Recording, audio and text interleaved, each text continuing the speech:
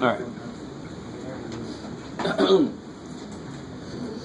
So let's see. Let's get a fresh copy here. There's some answers. So this first guy, you rewrite it.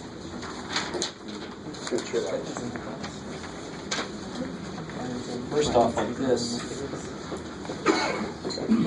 And a lot of people got really, really close, and I was basically grading for the most part completely black and white, like either you got it or you didn't. Fix that later. Shoot. I'm trying to be crazy. Some of you guys, the easiest thing to do when you're doing something to a power is to forget to write the new power on the next level. So obviously, you look at this thing like something to the 1/5. That's the whole idea of chain rule, right? You don't need to worry about the inside until the next step. So how do you take the derivative of something at 1/5? Drop down the 1/5. 1/5 comes down in front of the stuff.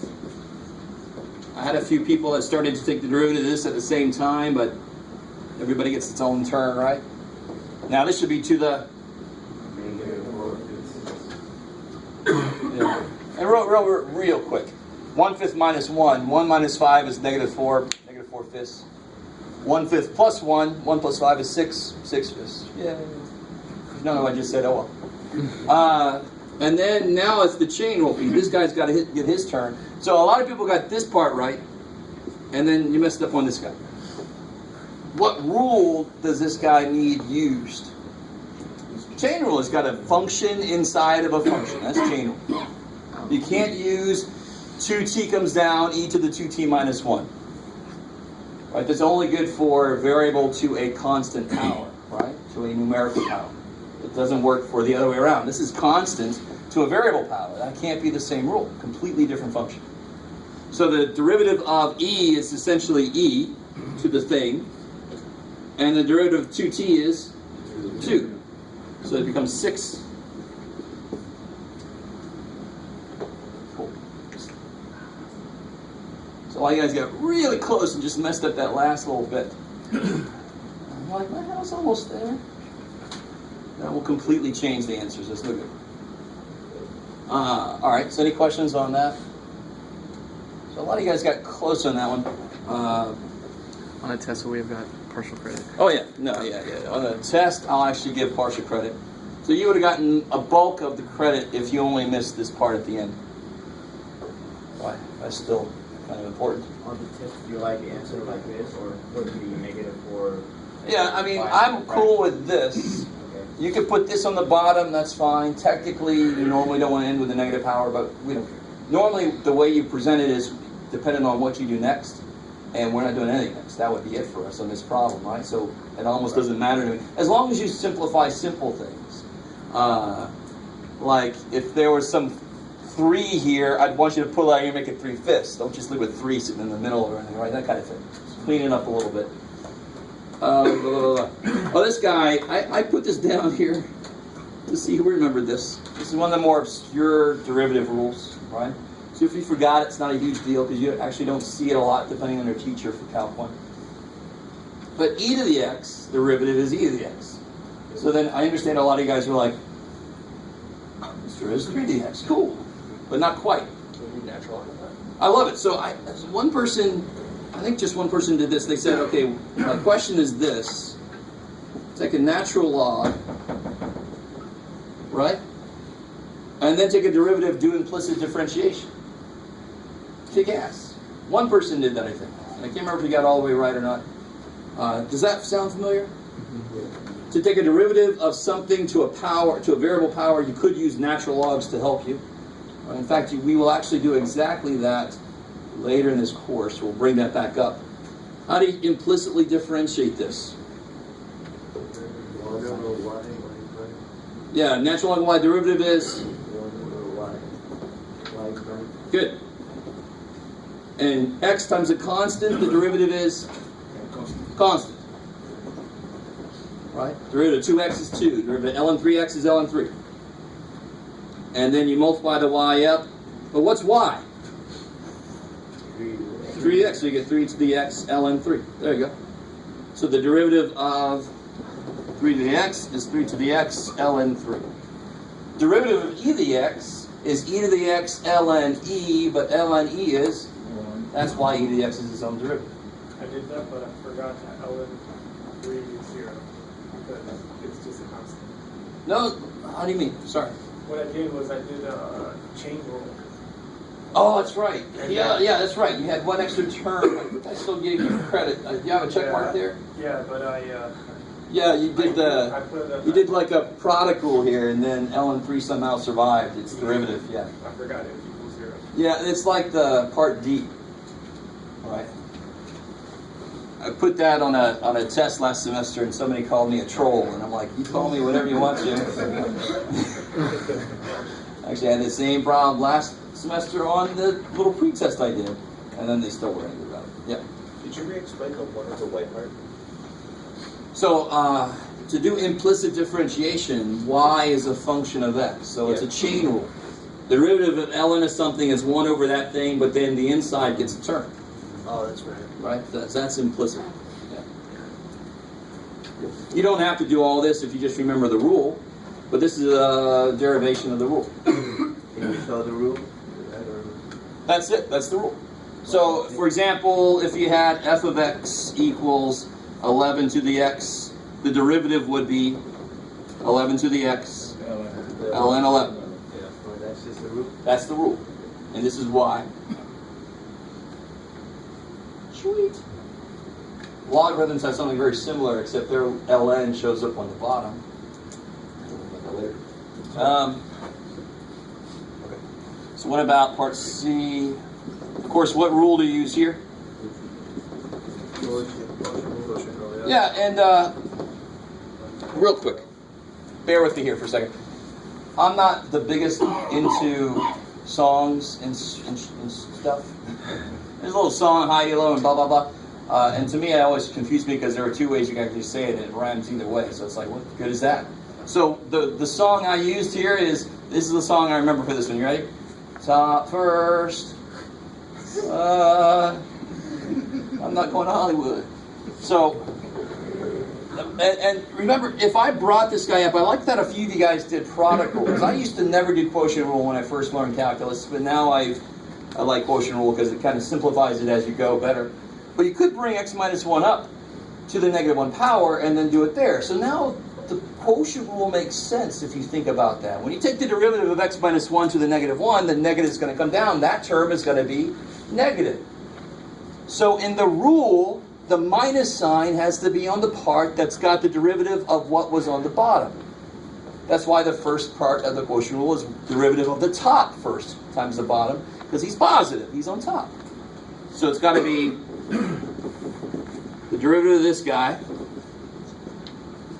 top first times the bottom, minus this guy times the derivative of the bottom, all over, of course, the bottom squared, right? So some of you guys had that reversed.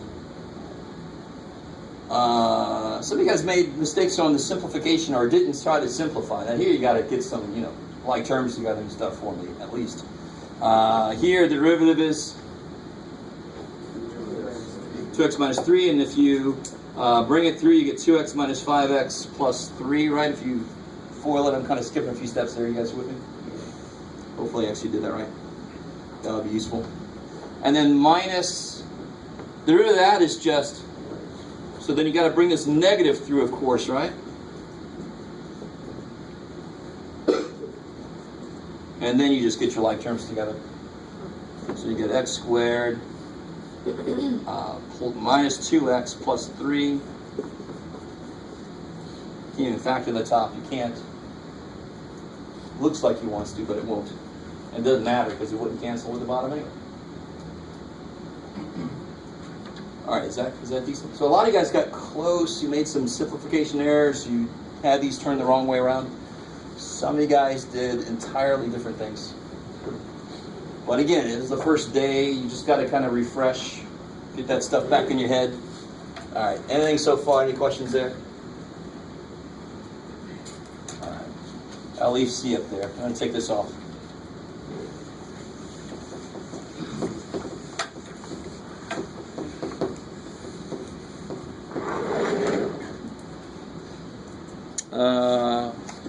Oh yeah. All right. What's D? Yeah. Come on. All right, because pi squared is a constant, and then of course that's related to 2c. Right, because pi is just a constant. A lot of you guys integrated pi dt and then somehow got a function of x, and I know you might be thinking, man, that's picky. No, not really. So pay attention to what variable is being used. You have to use the same variable, or else you're changing what's going on there. 2a, I was a little.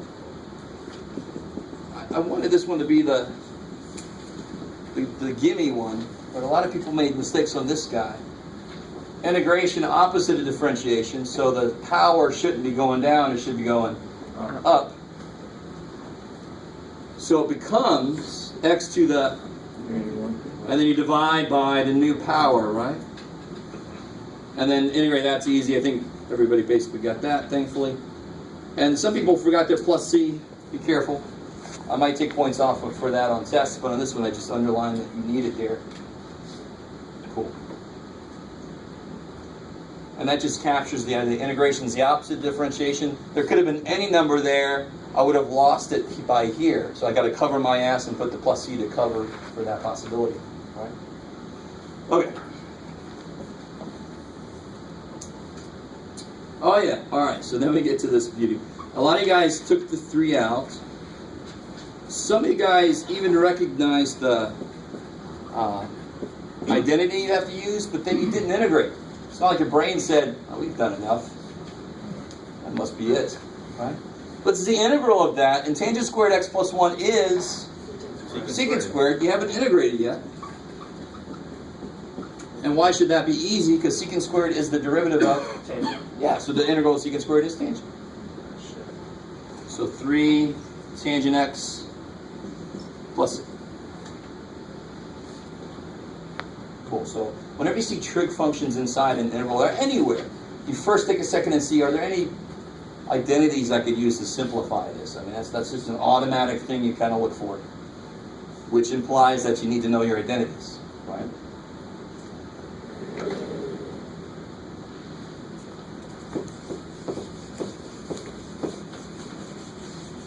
Okay. So what about, oh yeah, 2c. So it should be what? Pi t plus c. Cool. Just like integrating 4, 5, 6, whatever. Pi is just a constant. And then I like that 2D really didn't have to show me a lot of work in some cases. Anytime you notice that the thing I'm integrating is the derivative of something, then you're basically done. So some of you guys notice that that is the derivative of e to the 2x squared, so the integral of that is e to the 2x squared. Let's see, right? How do you use u sub here if you want to do it that way? Yeah. You could let u equal to just the x squared, but then when you integrate e to the 2u, it's e to the 2u over 2. And a real quick word about that. Stuff like this, if I had that, I'm not going to waste time with u sub. I'm just going to be smart about, the answer can't be e to the 2x because this derivative would have a 2 pop out, right? So I just got to put over 2 to kill that 2 that wants to come down. So that's, you don't have to use u sub there, you just put over the thing that you know is going to come out. So later there was that problem with sine pi x. So the integral of this would have to be negative cosine pi x over pi. So if too many of you had the pi multiplying, that would be derivative. Integral's the opposite. It's got to be over to kill the pi that wants to come out. Right? Not a sentence you hear very often. Kill the pi. It wants to come out. But if you come back up here, u is 2x squared, so du is. So there's my du. So I get integral e to the u du. And of course, that's just e to the 2x. Yeah, e to the u, which is 2x squared, plus c. I like it.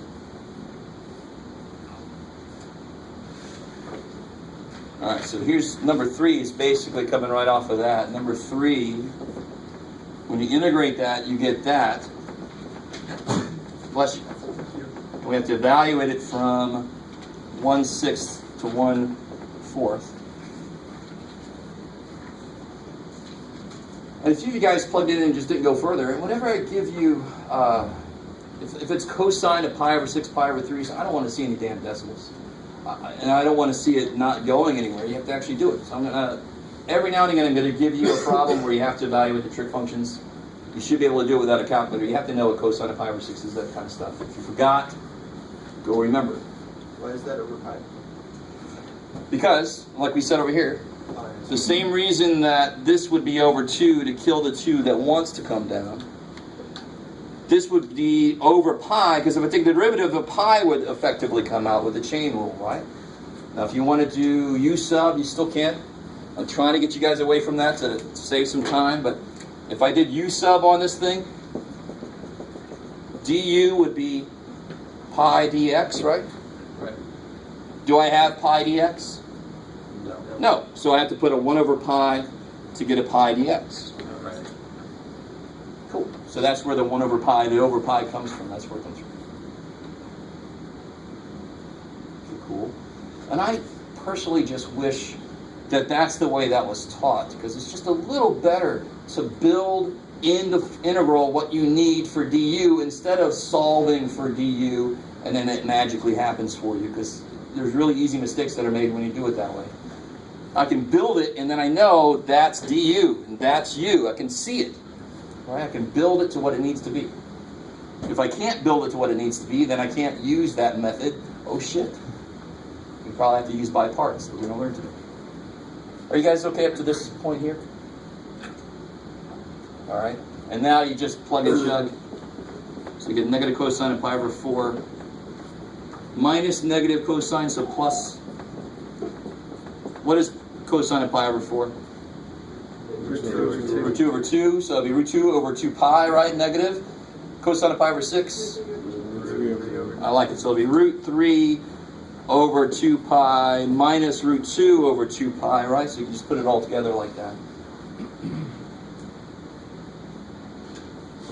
So a lot of you guys got those same coefficients, but you didn't have your over pi down there. All right, cool. I like it. And then I think we did talk about, we didn't do exactly number 4 last time, right? We did something like it.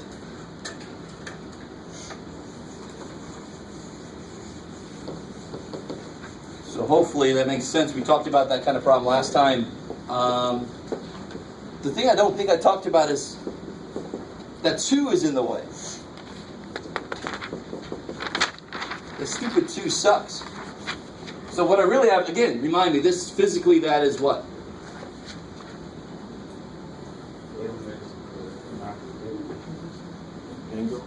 Angle. Thank you. So that is an angle, so I can write this as sine of 2 theta, where theta is that angle. Right? So I can't draw a triangle that relates to this and then just kind of like double something in there. It's not that easy. I can't. What is an identity that tells me what sine of 2 theta is based off of theta itself? How can I rewrite this in terms of just theta? Sine of 2 theta equals 2 sine theta cosine theta. The reason I have to do that is I don't know a damn thing about 2 theta. I know that cotangent of theta is x minus 1 over 1. I don't know shit about 2 theta, so I need to write things in terms of theta because now the triangle applies. The triangle didn't apply to this damn thing. But when I draw, what's the triangle going to look like for this? So it's x minus 1 over 1. Where's the x minus 1 go? For cotangent. Y. Y. Adjacent. X. Y is it? Sure, adjacent, yeah. It's the x piece, right? Cotangent is x over y. It's the reverse of tangent. And then this will be 1. So this will be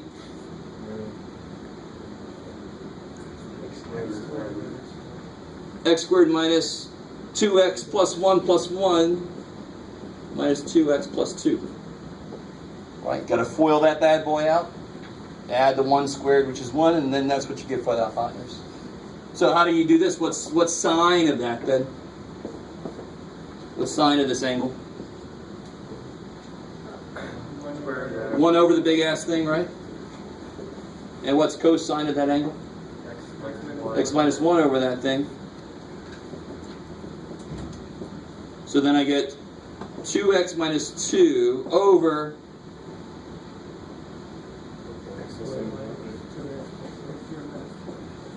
yeah, the square roots just go away. Half of that times half of that is a whole of that. Aw. So nice. Alright, good. I like it. Alright, cool. Alright, so those are the kind, that's just the sampling of the kind of concepts you should know soon if you've forgotten them. Right? You should come into this class, haven't been exposed to them, you should be able to dredge it out of the memory quickly. Did anyone get that? No. Everybody thought I was asking for an integral or a derivative of that, which would be remarkably. I don't think anybody, I can't remember now if anybody did anything related to this. Most of you guys just assumed I wanted a derivative or something. But I just said simplify. Right? Derivative is definitely not simplification. Derivative is complification.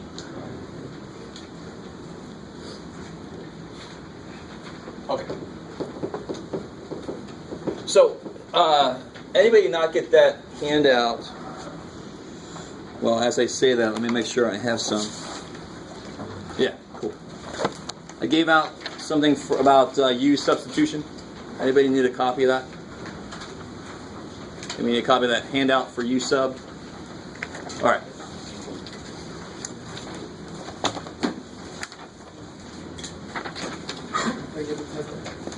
Oh. Really? All right. So I just want to do a couple of these.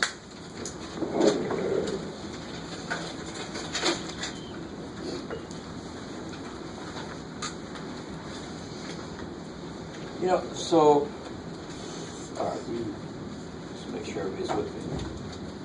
Part A should be relatively simple, but just to make sure you guys are all on the same page.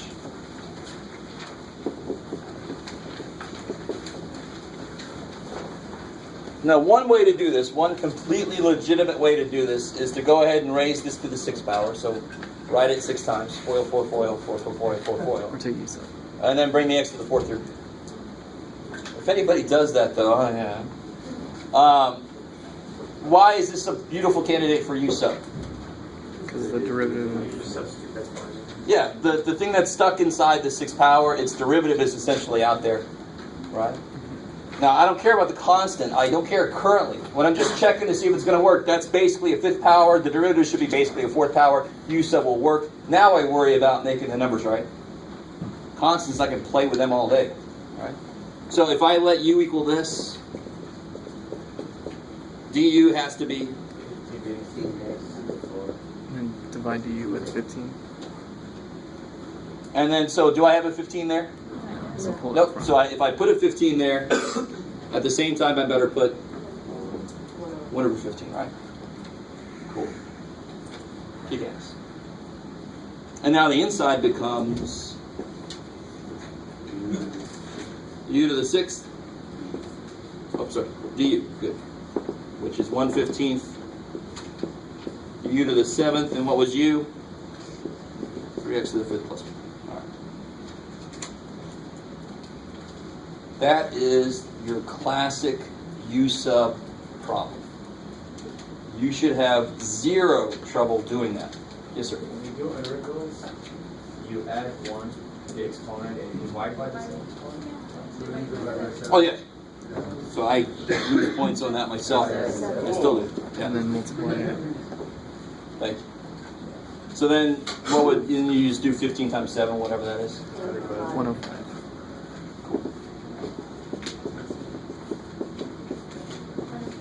No, what is it? 105. 105. Thank you. If we choose not to tuck that in, the one, like, if we just go like 1 over 105. Oh, yeah, that's fine. Like in front of this guy? Yeah, that's beautiful. There's nothing wrong with that. And part B is really the same. Part B is basically the same idea because the inside function, its derivative is basically in there, right? So part C throws people off, but what the obvious inside function is Root x. square root of x. And what's the derivative of the square root of x? The derivative of x to the 1/2. Natural root of x. 1/2 1/2 x to the negative 1. x to the negative 1/2. So over, so that's that over root x. Do you guys see how the inside function, its derivative is essentially in there, minus a constant, and I can make the constants work out. Cool. So the only weird guy is part D, up there. And does somebody have a suggestion as to how to do part D?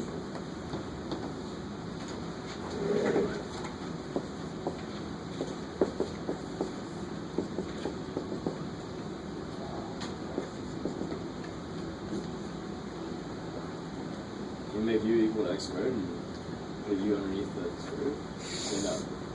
Be careful now. Say, when you wouldn't let u equal x squared, you mean u equal to x squared plus 1. You basically have to do that, almost. We're going to learn something new today that obviously u sub can't work for everybody. This is like at the edges of its working. You have to be really clever with manipulating things. And then you get problems that, I don't care how clever you are, u sub will never work. And that's what by parts is for. But yeah, if I hit this, I'm going to first try to do u sub because it's the easiest form of integration besides just direct integration. What would du be? D. Yeah. I have 1x, but I have an extra x out there, right? We can solve for u. Say, Solve for x squared. Solve for x on the u. U minus 1. yeah, so then x squared is u minus 1. And take square root. All right, X equals root u minus sort of. It would kind of depend on what the limits of integration are. Let's say they're positive, so I don't have to do anything freaky here.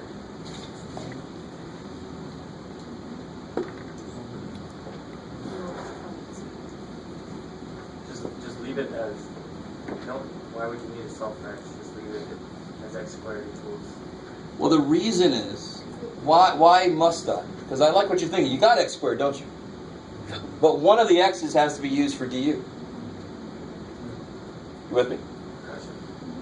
So that leaves just one x out here to cover, right? So this is our attempt to cover it. Now, is this going to work? If I put this in here, what do I get? I get, let's kind of write this again. Let's say I got my 1x there, my root x squared plus 1, and here's my x dx. And I really need 2x dx, right? So if I put a 2 there, a 1/2 there.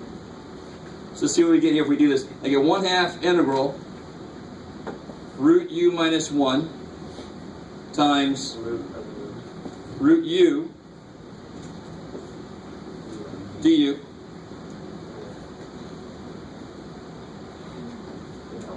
And it didn't help. Good. So now I'm remembering why I put this on. This is my impetus for why we need by parts. So you could actually use by parts to do this. Yeah. Can you try manipulating d by divided by 2? But that just does this. We've already got that covered. Yeah. When you substitute the u and then you substitute, you substitute the x to x squared, the root of u minus 1, and then you substitute the du, the x will be 2 square root of u minus 1 du, and you'll have square root of u minus 1. 3/2 square. There's really almost no way to escape this. I mean, where would this go? This has got to be represented somewhere. Right? So that's going to have to be represented by that. You really can't play around with stuff here to make things work out. So therefore, u sub actually will not work on this. We'd have to use some other method.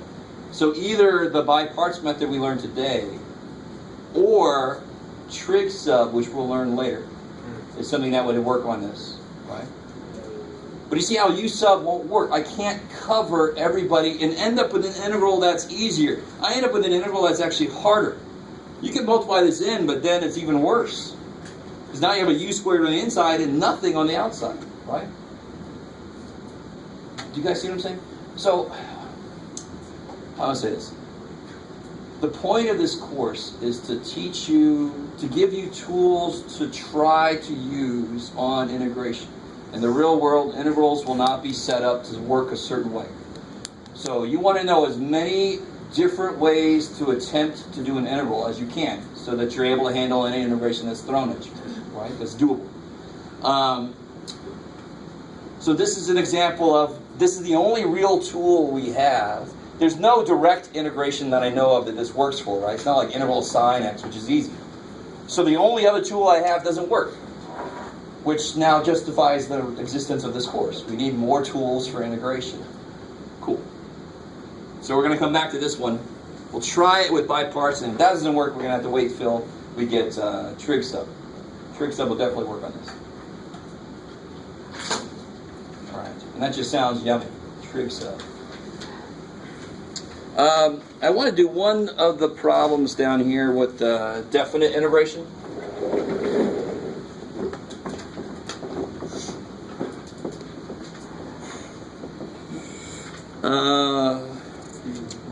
Either one. Pick one of those. You want to do A or B down there with a definite? B? Okay. This is big B sub small b. And the worked out example I showed you has the traditional way to handle limits of integration. I'm going to also show you the way that I always used to do it, and then you can do it either way you want to. I don't care. If you're going into Calc 3, you're going to have to figure out what your teacher wants there. So you got to be careful. If you do it my way, they don't like it that way. It's too damn bad for them, but you shouldn't do it. So this guy.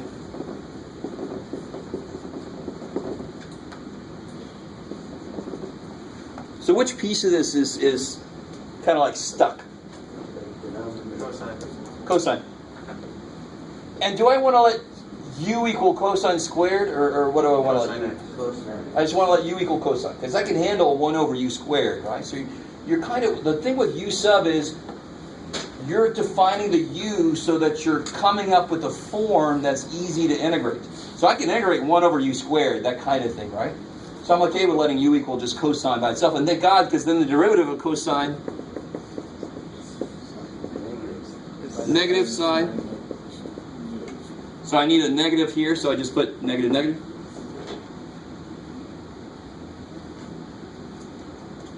I'm going to show you on this problem just because you've got the method on the paper that shows the example where you change the limits to match with your u instead of your x. You've got to be careful, though. I almost don't want to show you this, but I never like to change the limits of integration. There's really no need to, as long as you come back to the original variable at the end, right? So what I do is this. I put these in parentheses to remind me that those are not good for the variable I'm using. These limits are for x. My integral is now going to be in terms of u. So I just got to remember at the end I got to go back to x before I plug these back in. Right? And what do I get on the inside here? Well, not negative, I'm sorry. Du is negative sine x. So this is just going to be du over u squared. And what's that integral?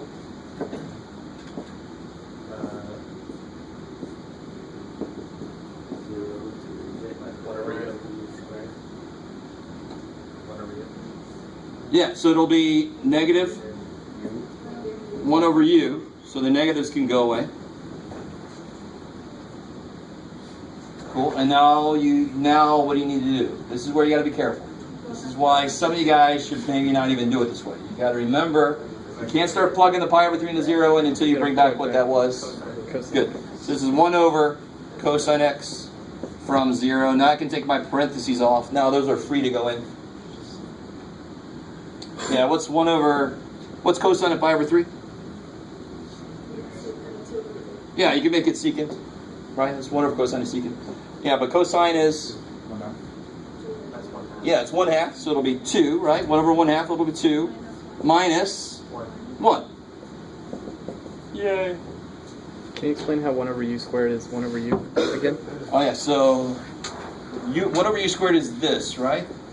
Yes. And then to take the integral of that, it's going to be u to the increase that by 1 divided by the new power, right?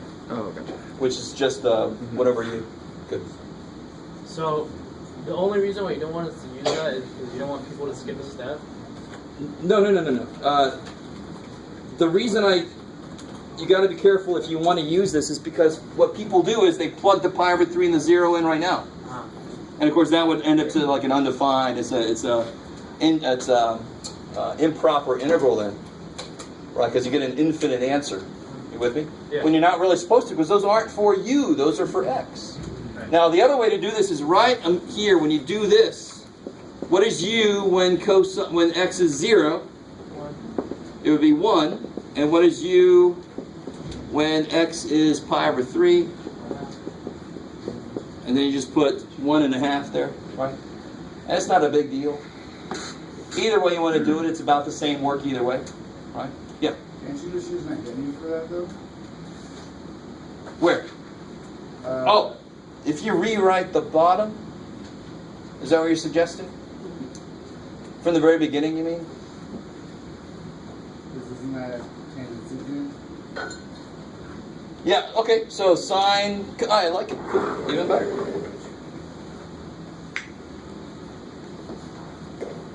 So another way to do this problem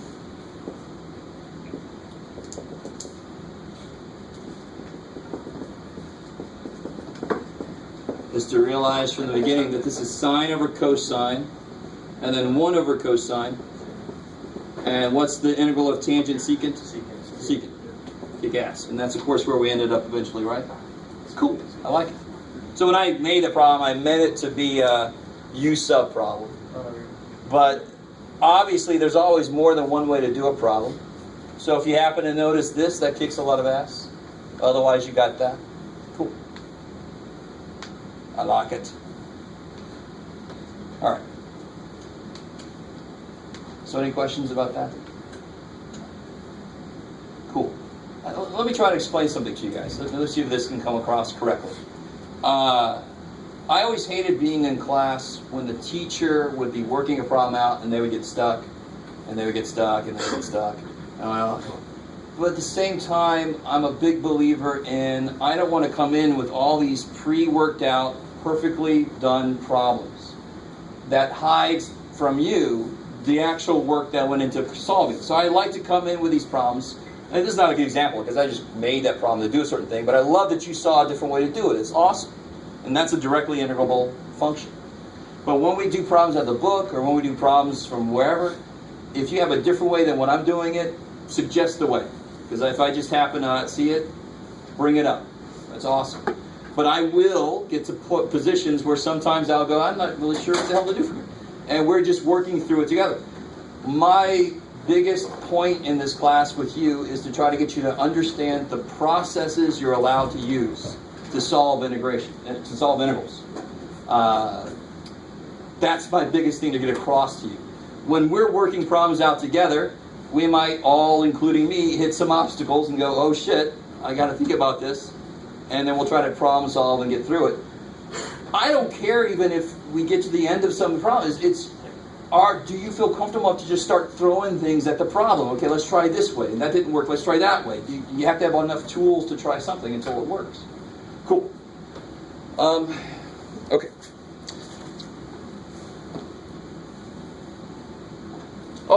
Let me show you this before I get too far away from this. I wanted to show, I think I asked you yesterday if you knew how to do integration on your graphing calculator, and a few of you guys said no. Is that true? Anybody not know how to do integration on your graphing calculator? All right, a few brave souls are saying yes. Let me show you real quick. It's kind of cool to see it happen visually.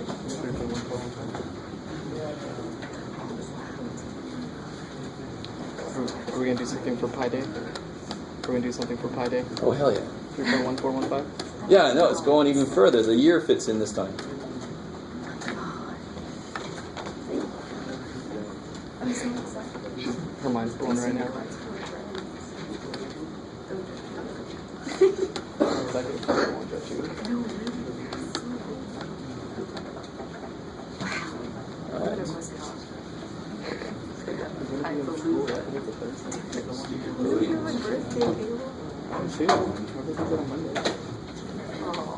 What is it? On a Monday? You're 19, right?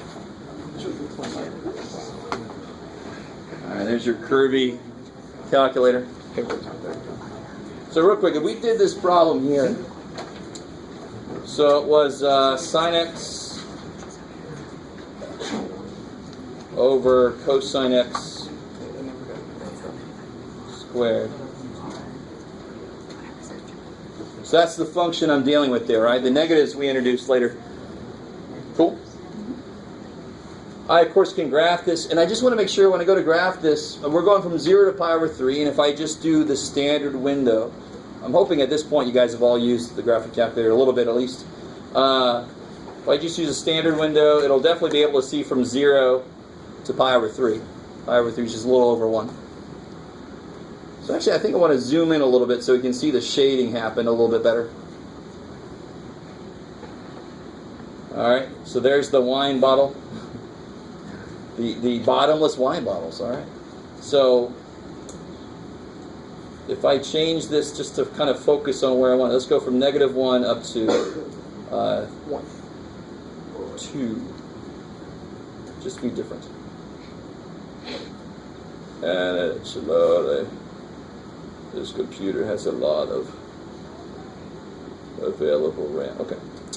And now here's the beautiful thing. If you go up to second calc, the last one there is integral. Notice there's derivatives here too.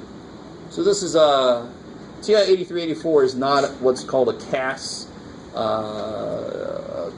What is it called? Computer algebra system. I can't remember the hell. But it's not able to symbolically integrate or differentiate, thank God. If you do have a TI 89 or something that's able to do that kind of thing, you cannot use that on a test, obviously, right? Or else it passes the course and keeps going. You stay here. This will just do numerical integration. It can only do definite integration or spot differentials, right? At a certain point, it can tell you the derivative. So we do the integral from 0, what was it, pi over 3 to pi over 3. It'll shade it in for me, and it tells me the answer is 1. Kick ass. Obviously, no, it's not. All right, so if most of you guys should have seen that before, right? Maybe? If you've never seen it before, hey! I let you use 8384s on a test, and you can check simple integrals. You can check it really quickly. Okay, cool. All right. So I do want to get into 701, maybe into something actually new. All right, so 701's on page 464.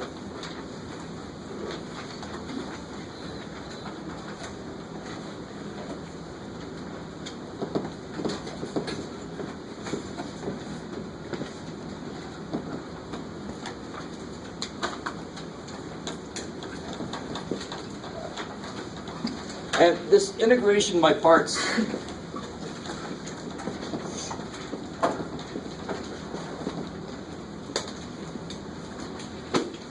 and by the way, I don't know if your Calc 1 teacher told you this. If it was me, then I did. Math starts at Calc 1. I don't tell, obviously, students who aren't in Calc yet that, because that'll just make them feel even a little worse.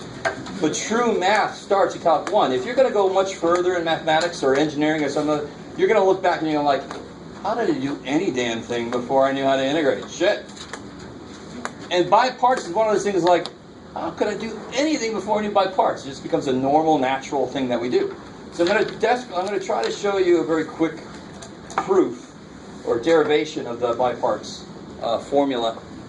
And it's kind of like I say on the handout I gave you, or I'm going to give you. I'll give it to you in a minute. Integration by parts is sort of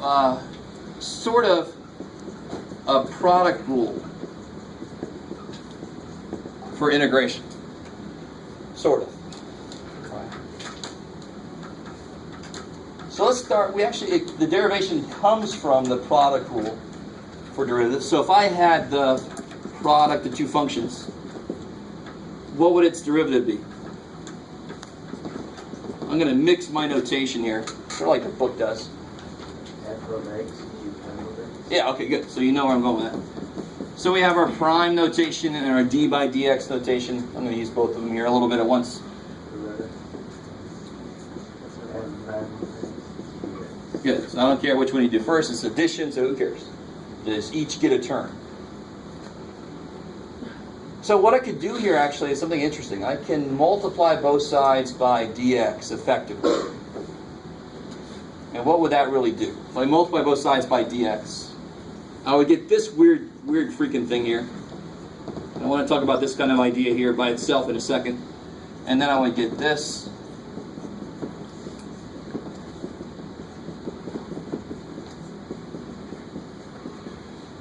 You guys sort of with me so far? You sort of, the minute you start doing u sub, you're sort of doing that when you do du, u equals x squared, du equals 2x dx, you've sort of multiplied your dx up. We've done that kind of thing before. But here's the weirdness.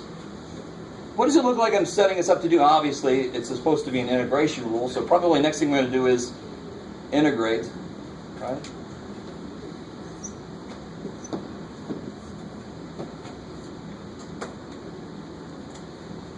So this side, I don't know if any of you realize how easy this side is. The integral of the derivative of f of x g of x is f of x g of x, right? In fact, I mean, the integral of dx is x. The integral of dy is y. The integral of d sine x cosine x minus natural log of x is sine x minus natural log of x, right? It just undoes that d dude, right? Gets the hell out of the way.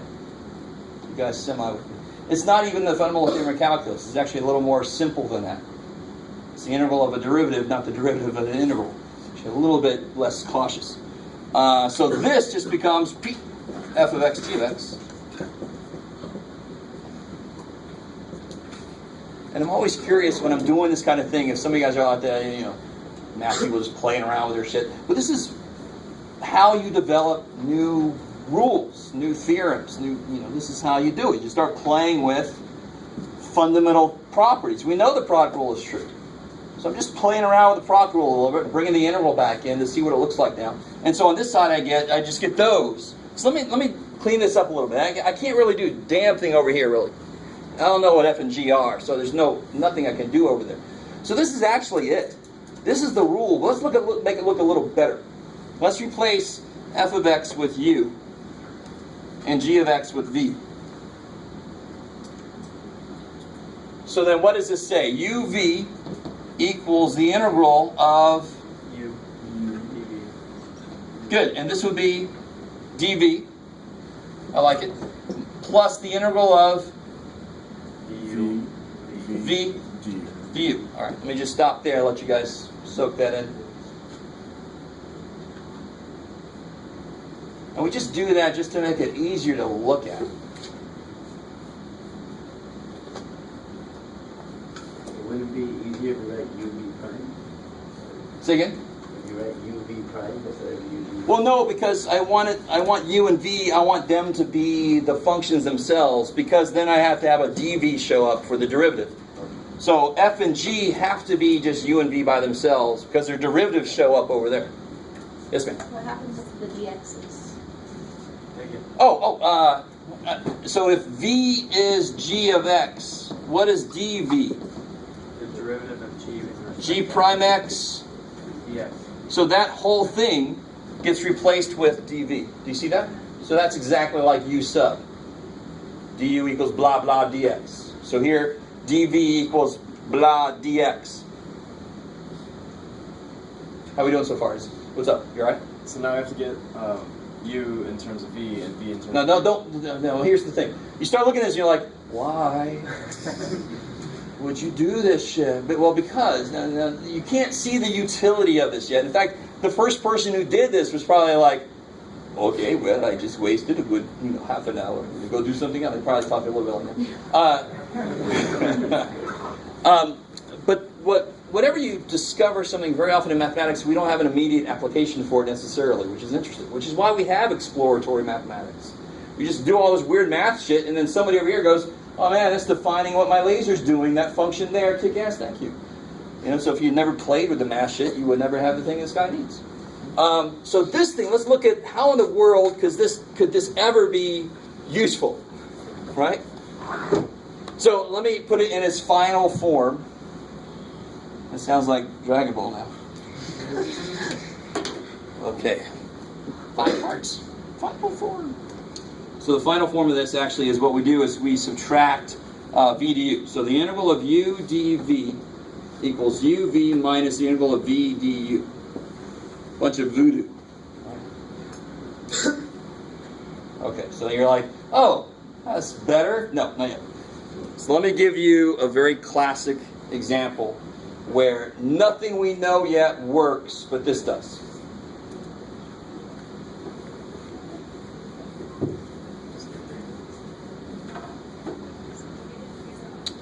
So let me see, do I want to do one off of here or a new one? I'll do a different one. All right.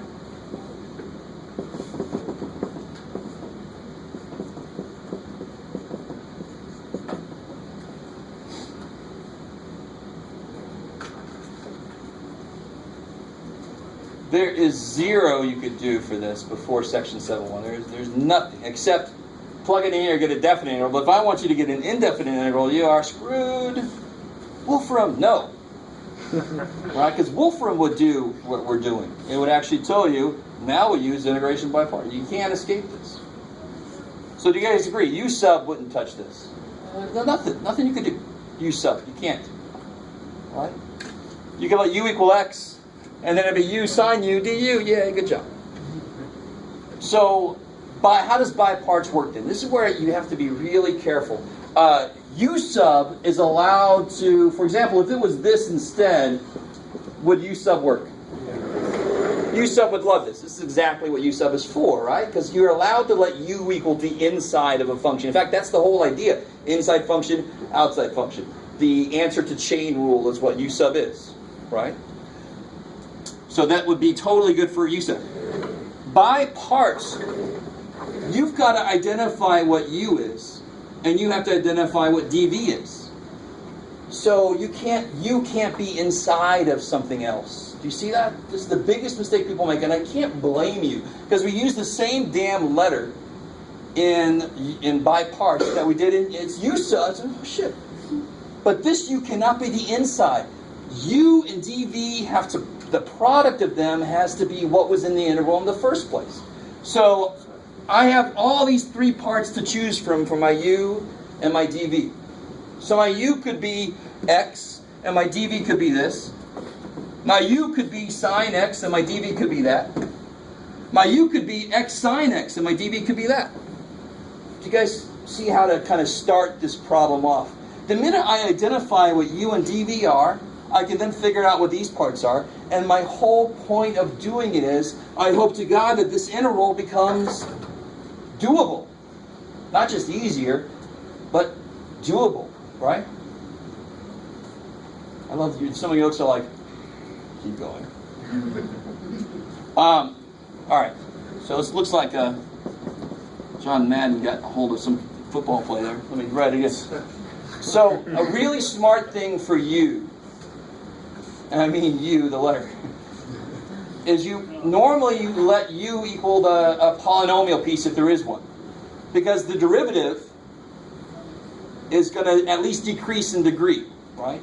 You guys start. So very often we let u equal a part that's a polynomial. But the slightly more important thing is, if I identify dv, what do I have to figure out from that?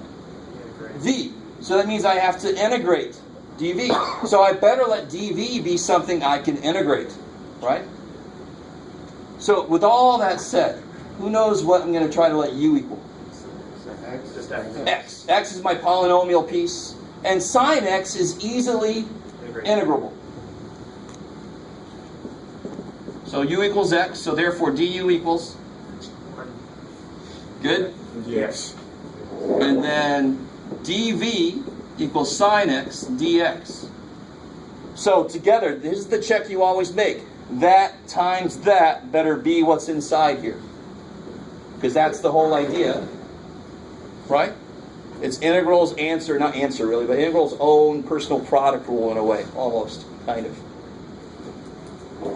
So once I get dv, what's v? Negative cosine, negative cosine. Good, negative cosine. You don't have to worry about plus c. In reality, you could use any antiderivative. We always choose the one where c is 0 for some reason, just because there's less shit to look at then, right? You guys kind of with me? Because whatever we pick, it would cancel out if this was a definite interval anyway, or it would all get consolidated in our plus c at the end anyway. Who cares? You guys kind of with me? So that's why there, I don't have to put plus c. I just choose the one where c is 0. You can actually use any antiderivative you want there. So, what would this look like now? This is we've identified this is my u, this is my dv. So this integral u dv equals U times V. uv. So negative x cosine x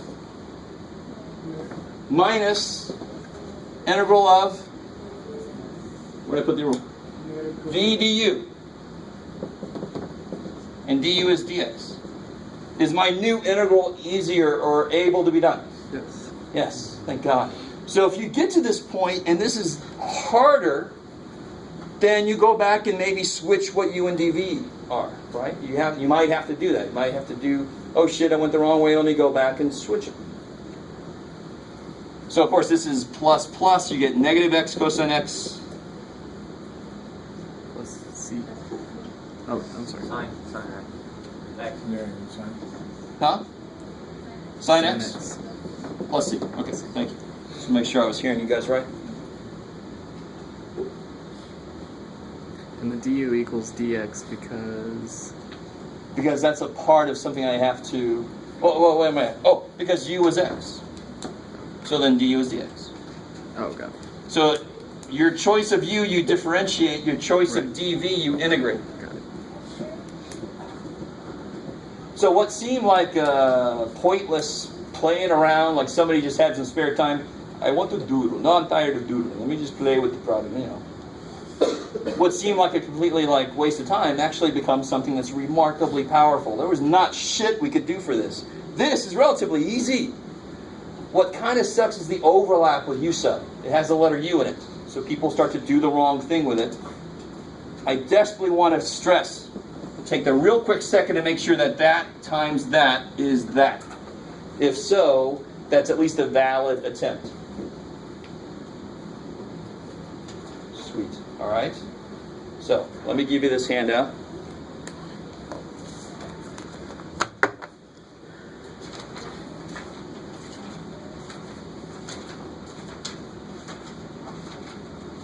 There's something called, it sounds like a Starbucks drink. It's called, it looks like it's pronounced Liate. Liate. I don't know if any of you have ever heard of it. It's like a mnemonic device for knowing if you're given an integral, what do you let u equal? So it's on here. I'll let you guys read that through, see if it makes sense.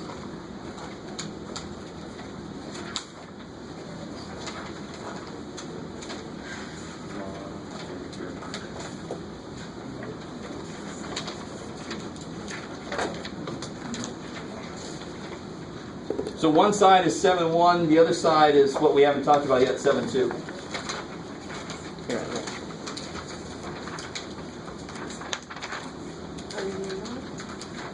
I know I have it too.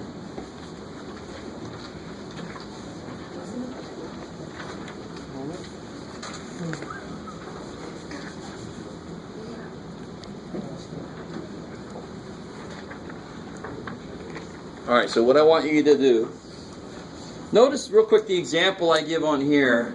The polynomial piece is x squared. The minute you see that, you should realize it's going to take a couple of iterations to do, because one iteration, du will be 2x. So there'll still be an x in there. You're going to have to do another one. So you can see I step you through the 2 steps of biparts. So when you do the biparts once, the x squared goes down to x, right? So like this was easier because we only just had a single x. So one time and the x was gone. It becomes 1 here, right? If it's x squared, there'll still be an x here. So I'm going to have to attack this guy with by parts again. So you can imagine you can have 2, 3, 4 steps of by parts. Good God. I won't give you more than 2 steps probably, otherwise it gets to be busy work. But you just have to know how to keep going if you have to. So try out part A and B, and then we'll do those together before we try the other 2. I like part B because it looks like, what the hell do I do? You would like that, Jeff.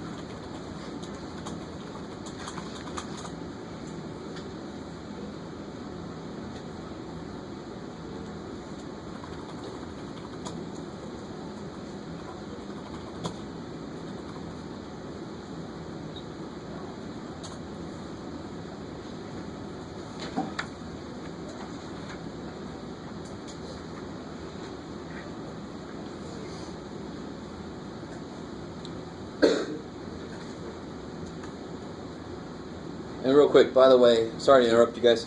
If you do pay for the Wolfram Alpha thing, I think it's less money for students. Show all steps. Here's the integral of x sine x. Let's see how long it takes Wolfram to think this. Integrate by parts. So there's the rule it uses, right? It's amazing to me that you can just put in any integral from anywhere. It'll actually identify the rules that you have to use. It's just remarkable to me that they've made something that was able to do that. So if you want to, yeah. You can also get like the app for 299 and it does the same. There you go. Which is another huge reason why you can't use your cell phone on that. Do you know they have the app? It's not quite good enough for, calculus, but they have an app. You just point it at basic math problems that are actually written in a book or something, and it will overlay it with the workout. Solving the problem. X plus 3 equals 7. And you just point the phone there and it'll work it out for you. Like you've seen the app that you can get where you just point it at some typed out foreign language sign and you just point it and it overlays the words with English words. Have you seen that? It blew my brain away when I saw that. And it's just putting together several things that already existed, but it's really awesome to see it all. It just overlays the word with English. And it's sort of the same format. It's insane. But this is like one step further. You point it at a math problem, and it looks at it, recognizes it, and then works it out. Shit. Thankfully, Google Glass Pad, I'd have to take all your glasses off, and then Google Shirt. Work this problem. And that feeds the answer into your brain. I don't know. Johnny mnemonic kind of thing going on.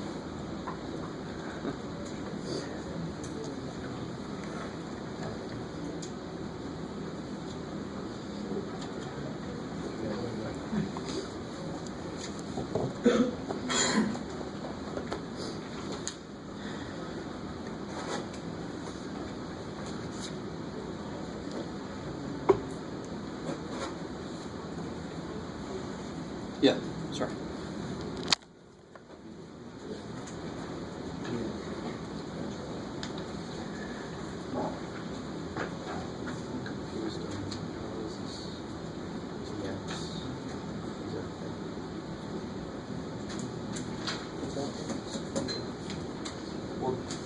Is that in there? Oh, is X in there? No, there's no X in there. There's ln of X. Okay. There's no X in there. So then, okay, so the ln of x and So your u and your dv have to actually be functions you can see in the integral. So the only things you have there are ln of x and dx. Oh, okay. That's the only things you can use. Yeah, that's good.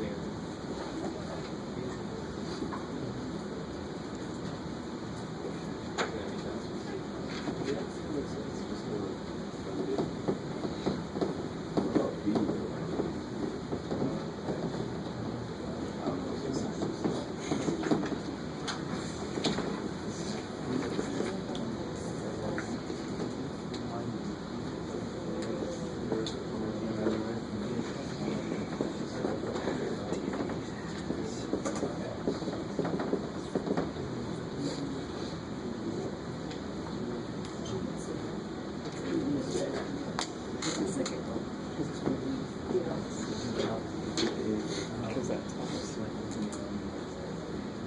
and then some B would equal. One thing about part B is it's really easy to figure out what it's got to be. There's only one choice, so it's got to work.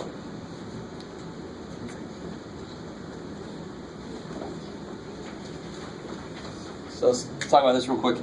I can't integrate ln, right? Integral of ln is not 1 over x. That's the wrong way, right? I can't integrate ln, so I have to let ln of x be u. There's no other choice. So if u is ln, du is, 1 over x dx. then what does dv have to be? dx. It has to be dx. So that together, this and this are what was in there, right? And then what's v? X. I love it. Kick ass. That just kind of goes against us in some way. I know. And then you write it like, oh, okay, all right. Because now, what does this become? It becomes uv x ln x minus the integral of v du, which is kick ass, right? So you get x ln x minus x. Sweet. Neato. Not an obvious result, but ln is freaky. I kind of expect it to be freaky. It's integral.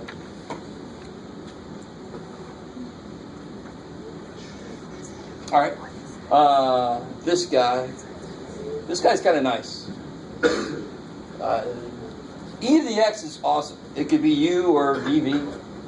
It's awesome. But you obviously want to let u equal what? X. So du is dx. dv is e to the x dx. So v is dx. So this and this make that. Sweet. So it looks like I'm on the right track at least for a valid attempt. So then that becomes x e to the x uv minus the integral of v du, e to the x dx. So that's just going to be, do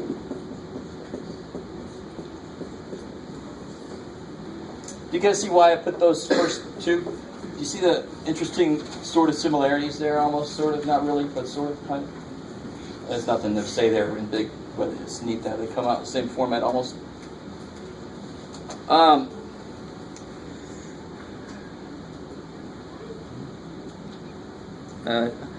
Part D is the evil one on here. I think you guys can maybe notice that when you look at it. It's evil for a couple of reasons. Is everybody decent with these guys here? Okay. And to be completely honest with you guys, this is the first semester I really thought about emphasizing that the product of these has to be what was there. That's sort of why it's the integral product rule, right? So if you make that check, it will stop so many mistakes that I see students make. Right? Do that one little check before you go any further. Part D, you know, the limits look disgusting, but maybe you can see why I picked them that way, right?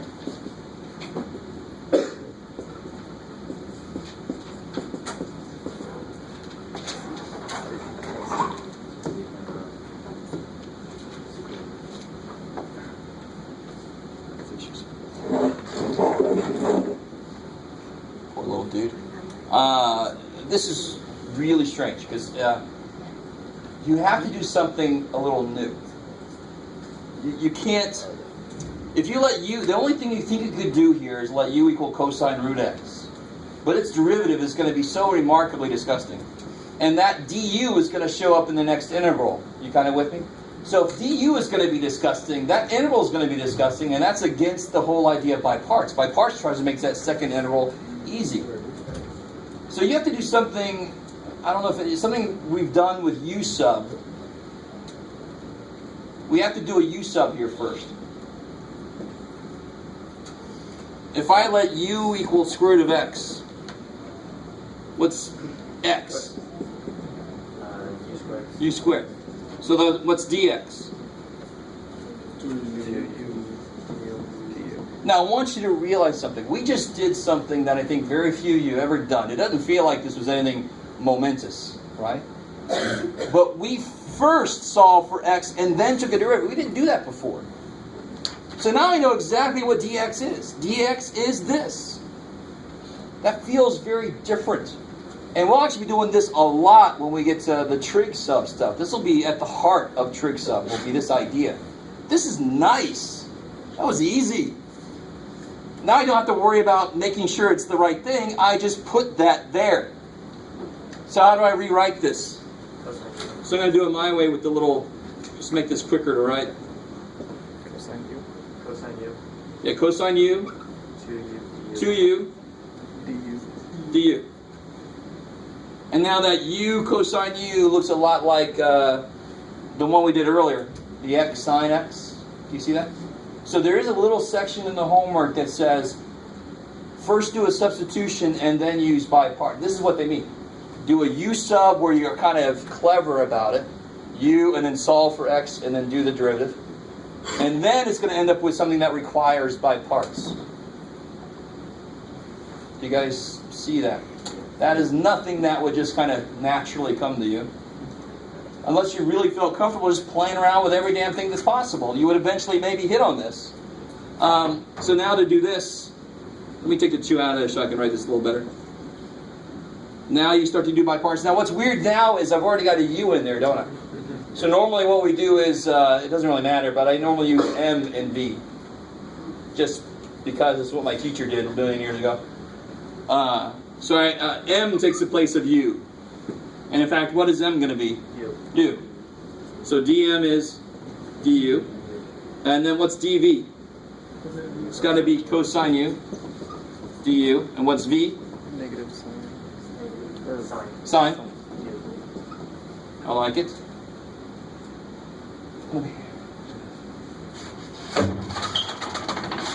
It's driving me crazy. So just that little thing about, changing up the letters so you don't have like multiple U's to keep track of. That would be capital U. No, screw it. Is a good idea. I'm going to erase that so I have some room for this. So now what does that become? I got my 2 sitting out there. Got my integral. Now inside here, what's this become? So it's twice. We'll do this right, Jeff. Twice uv minus the integral of v du. U sine u.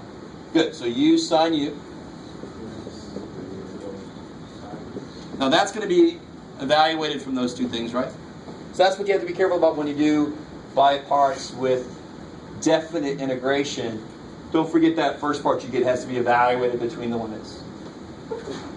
Minus the integral of sine u du. I like it. All right, v d, or in this case v dm.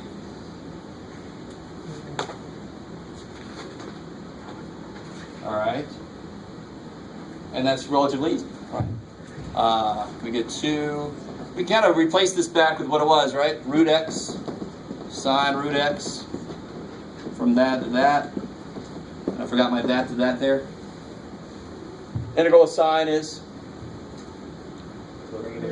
Good, so that becomes, put that root x in there from that to that. Yeah, why is there no plus c here?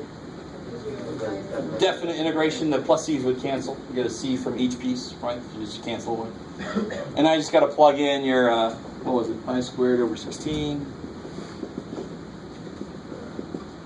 And of course, when you do that, the square root's going to take that down. So you get twice pi over 3 sine of pi over 3 minus pi over 4 sine pi over 4. Cool? I mean, the rest of this is just plug it in. Yeah. What if you wanted these two changing? Oh, that's beautiful. Do it.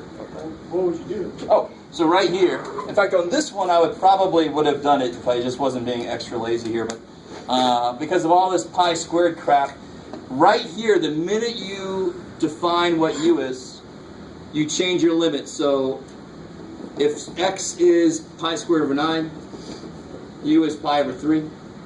So you would put a pi over 3 there, and you would put a pi over 4 there. And then you can just plug that directly in for u. So one way or the other, you can do it. I don't care which way you do it. I don't care. That's probably the way you were taught. Keep doing it. It's awesome.